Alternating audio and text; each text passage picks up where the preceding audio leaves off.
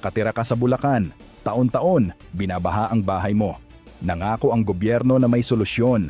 Naglaan sila ng 55 milyong piso para gumawa ng malaking river wall na magtatanggol sa inyo habang buhay. Aprobado na ang project. Bayad na ang kontraktor. Pirmado na ng mga opisyal. Lahat sa papel, kumpleto. Pero pagpunta mo sa site, wala. Walang construction, walang materyales, walang tao. Wala. Hindi ito kwento lang. Totoong nangyari ito sa Baliwag, Bulacan. Nawalang parang bula ang 55 milyong piso habang mga pamilya tuloy-tuloy ang paglubog sa baha. Kung sa tingin mo, dito lang natapos, nagkakamali ka. Sa Davao Occidental, may nadiskubre pa ang mga investigador. Isang flood control project na nagkakahalaga ng 76 na milyong piso ay natapos daw noong 2022. Kumpleto ang papeles.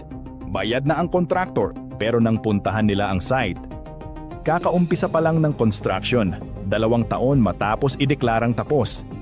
Kung hindi ito nakakapagtaka, ewan ko na lang. Ito ang tinatawag na ghost projects. Mga proyektong nasa papel lang habang ang totoong pera, diretsong napupunta sa bulsa ng mga korap.